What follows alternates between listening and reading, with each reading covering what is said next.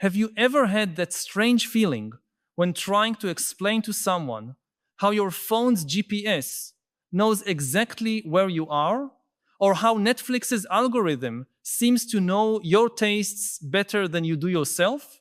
That moment when you pause, think for a second, and realize you really have no idea how these things work? I'm not just talking about not understanding the technical details, but a deeper, almost existential incomprehension about the nature of the reality we are building around ourselves. It's as if we're living inside a system that operates according to principles that our logical mind, trained over millennia to understand cause and effect in linear ways, simply cannot keep up with anymore. This isn't just a matter of education or having time to study. It's something more fundamental. We are witnessing the birth of a reality that transcends the limits of human logical understanding, and most of us haven't yet fully grasped the implications of this. Imagine a 15th century fisherman trying to understand how a satellite orbits Earth. It's not just a matter of technical knowledge, it's that his entire conceptual system for understanding the world doesn't possess the necessary tools to process this information. We are rapidly becoming those 15th century fishermen, but in relation to our own technological creation. For tens of thousands of years, the human mind evolved to understand reality through relatively simple logical patterns. If you planted seeds, they grew. If you put fire to wood, it burned. If you pushed a rock, it moved. Cause and effect were clear, direct, comprehensible. Our language, our mathematics, our philosophy, our entire framework of thought was built on this foundation. The premise that reality can be broken down into understandable parts, which can be analyzed logically and recombined to form a coherent understanding of the whole. The great advances of modern science seemed to confirm this approach. Newton showed that planets follow elegant mathematical laws. Darwin revealed the logical mechanisms of evolution. Even Einstein, in revolutionizing our understanding of space and time, did so through equations that, while complex, still followed logical principles that trained minds could comprehend. We had reason to believe that given sufficient time and effort, any aspect of reality could be understood by human reason. But something fundamental has changed. It wasn't a gradual change, it was a qualitative transformation in the nature of the very reality we are creating. When you ask Google how it processes billions of queries per second, the answer isn't just technically complex. It is conceptually incomprehensible to the human mind. Not because we are intellectually limited, but because the nature of these operations transcends the logical processing patterns that our cognition can follow. Consider for a moment what happens when you ask a simple question to a modern artificial intelligence. Your question is converted into numbers, processed through billions of artificial neural connections, each performing calculations that interact in ways that not even the creators of the system fully understand. The result emerges from a process that is simultaneously deterministic and fundamentally opaque to human understanding. It's as if we're creating oracles that function according to principles that exceed our capacity for comprehension. And this is just the beginning. Today's artificial intelligence is primitive compared to what's coming. We're heading toward a world where AI systems will design other AI systems, where algorithms will discover scientific principles that no human could ever conceive, where the very structure of reality will be shaped by intelligences that operate according to logics incomprehensible to us. We are not just losing control, we are losing the ability to understand what is being controlled. This transformation extends far beyond technology. Our economy already operates according to principles that defy traditional logical understanding.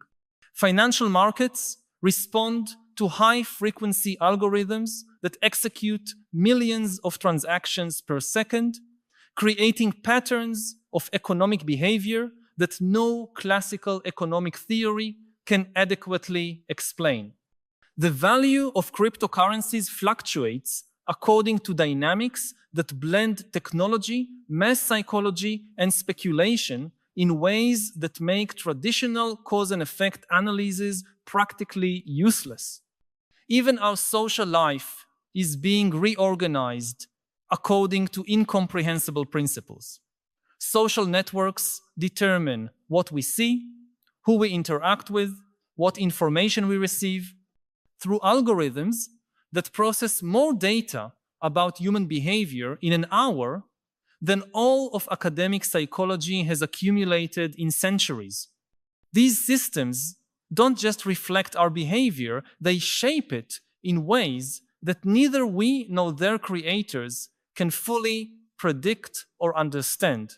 The issue isn't that these systems are complex, the issue is that they operate according to a logic fundamentally different from the linear causal logic that our minds evolved to process. They function through what we might call emergent logic, patterns that arise from the interaction of millions or billions of variables in ways that cannot be reduced to simple causes and effects. Imagine trying to explain the behavior of an ant colony by analyzing one ant at a time. You could study each ant individually, perfectly understand how each one functions, but still be completely lost about how the colony as a whole makes collective decisions, finds food, builds complex structures. The intelligence of the colony emerges from the interaction between ants in a way that transcends the sum of their individual parts. Now imagine that we are creating artificial ant colonies with trillions of digital ants, and you'll begin to understand the magnitude of the challenge we face. But perhaps the most unsettling aspect of this transformation is that it's not happening against our will. We're actively participating in it, accelerating it, because the immediate benefits are undeniable. These incomprehensible systems do wonderful things for us. They diagnose diseases, optimize transportation routes, translate languages, create art, compose music, solve complex scientific problems. We are voluntarily handing over more and more aspects of our lives to systems we don't understand because they work better than our logical understanding could work. It's a paradoxical situation. Our logic tells us we should understand the systems we depend on, but these same systems work better precisely because they transcend the limits of our logical understanding. It's as if we're discovering that logic itself, our most precious tool for navigating reality, has fundamental limitations that we're only now beginning to perceive. I need to pause for a moment to ask, do you also feel this growing incomprehension of the world around us? This sensation that we're living in a reality that operates according to principles our minds can no longer follow? I know it can be a disconcerting, perhaps even frightening experience. Many of us were educated with the promise that knowledge and logic would give us control over our destiny And now we discover that we're living in a world that challenges these fundamental premises. But you're not alone in this experience. If this feeling of growing incomprehension resonates with you, share in the comments. I feel the world became incomprehensible when I realized that. Your experience can help others understand that we're not alone in this fundamental transformation of our relationship with reality. This transformation has profound implications for how we understand the very nature of knowledge and wisdom. For centuries, we equated wisdom with understanding. The more we understood about how something worked, the wiser we became in relation to it. But now we're discovering that there may exist a form of operational wisdom that doesn't depend on logical understanding, the ability to navigate effectively in systems we don't understand. Consider how today's children interact with technology. They don't need to understand how a smartphone works to use it with a fluency that often surpasses that of adults who try to understand each function logically. They develop an operational intuition that allows them to navigate complex interfaces, discover functionalities, adapt to new applications without ever needing to understand the underlying logical principles. This may be the first human generation that is naturally adapting to live in an incomprehensible reality. And perhaps this isn't necessarily a loss, perhaps it's an evolution. Just as our ancestors had to develop new forms of cognition when they transitioned from hunter-gatherer societies to agricultural societies and then to industrial societies, perhaps we're at the beginning of another fundamental cognitive transformation. But this doesn't mean we should simply passively accept this incomprehensibility. It means we need to develop new forms of relationship with reality that recognize both the possibilities and dangers of living in a world that transcends our logical understanding. We need to learn to distinguish between dangerous incomprehensibility and beneficial incomprehensibility, between opaque systems that serve our interests and opaque systems that may be manipulating us in ways we don't perceive. One of the biggest traps of this era is assuming that because something works, it automatically serves our best interests.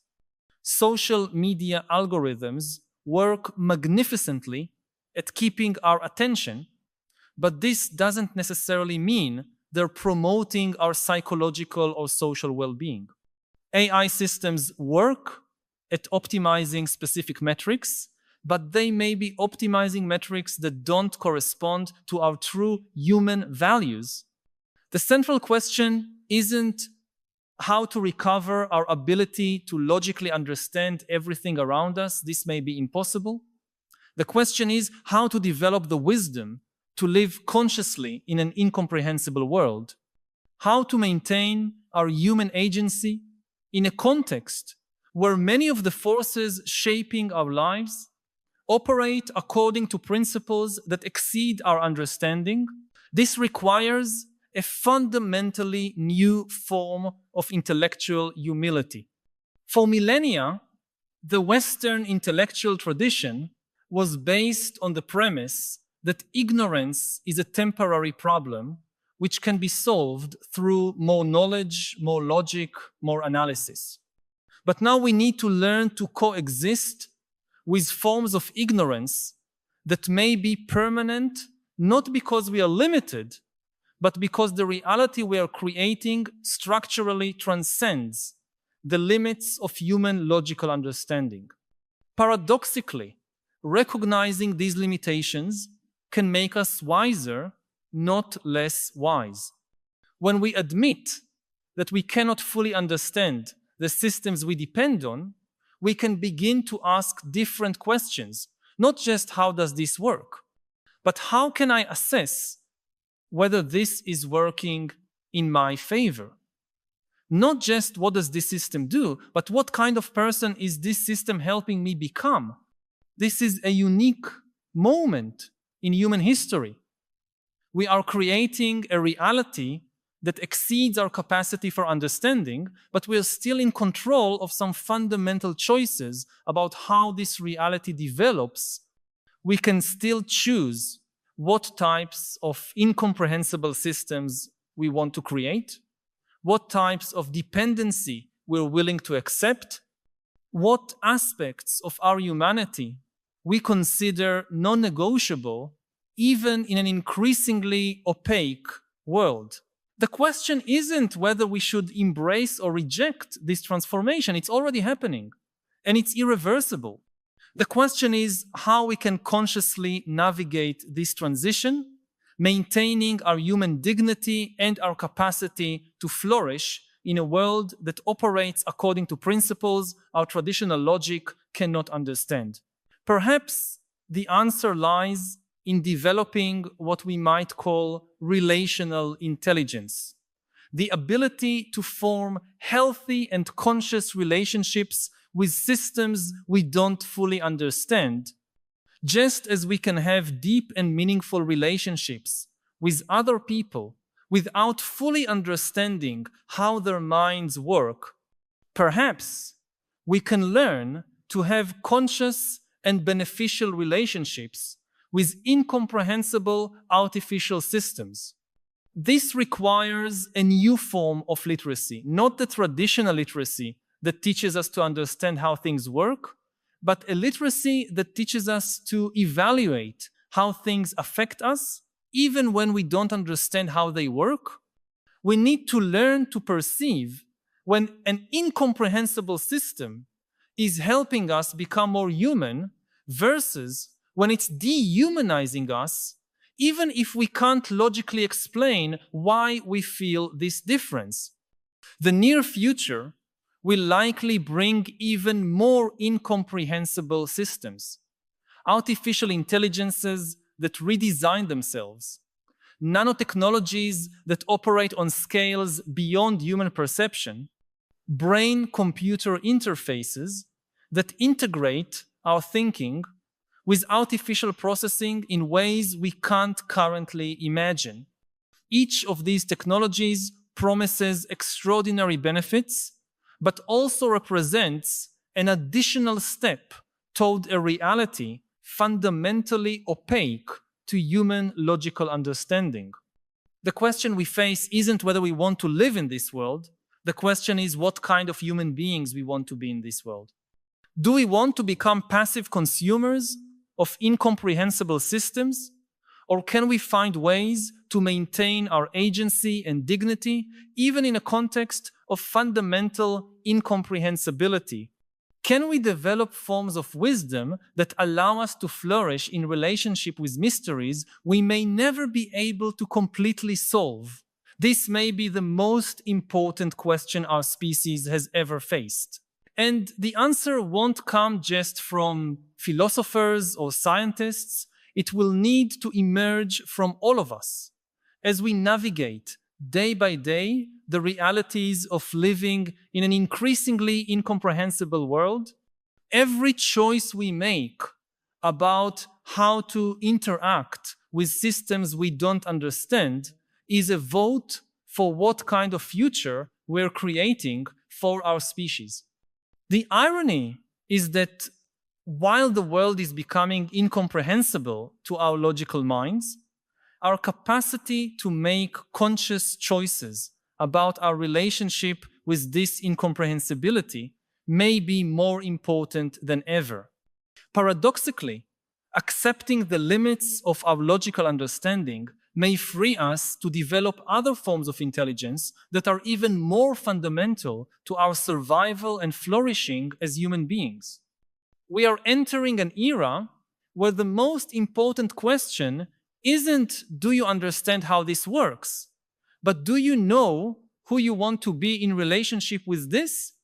And perhaps this shift in focus from understanding to relationship, from logic to wisdom, from analysis to consciousness, is exactly the evolution our species needs to thrive in a universe that has always been, ultimately, more mysterious than our logic allowed us to admit.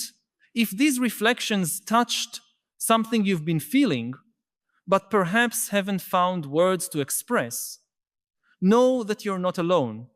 By subscribing to the channel, you'll connect with a growing community of people who share your concerns and your desire for a deeper understanding of the philosophical challenges of our time.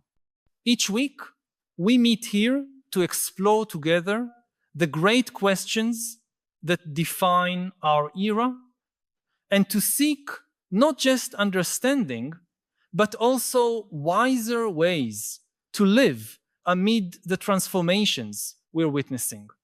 This isn't just a channel, but a space for dialogue and collective growth. Join us on this continuous journey. Subscribe so we can continue this essential conversation about how to live with wisdom and purpose in a world that often challenges us to transcend the limits of our traditional logical understanding, discovering new forms of human flourishing in an incomprehensible reality.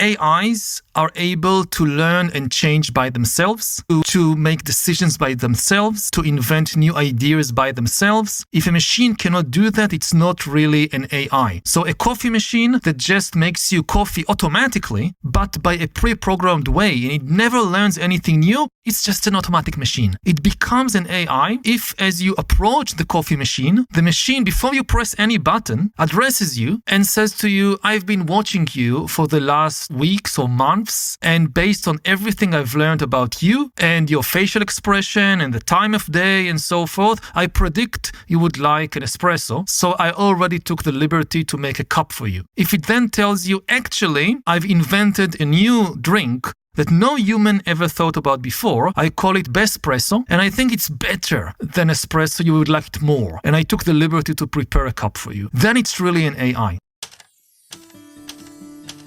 Most information in the world is junk. In just a word or two, explain why modern AI might destroy democracy. The key issue is that democracy is based on trust, whereas dictatorship is based on terror. This extremely cynical view of humans is not true. What you've done in your recent book, Nexus. The book is about the history of information. To offer a different lens for information. Information isn't truth. It's not a question of helpful or dangerous. It's the magnitude of the change. We need more boring politicians, for instance. For sure. Suffering is the rejection of reality. One of the last stories that still connects everybody is the story of money. This whole problem becomes much greater with AI. AIs can make decisions.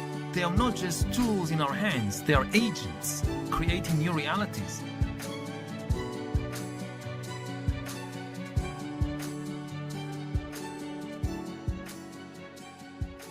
$7,000, $25,000 unarmed civilian. Just keep it light, you know?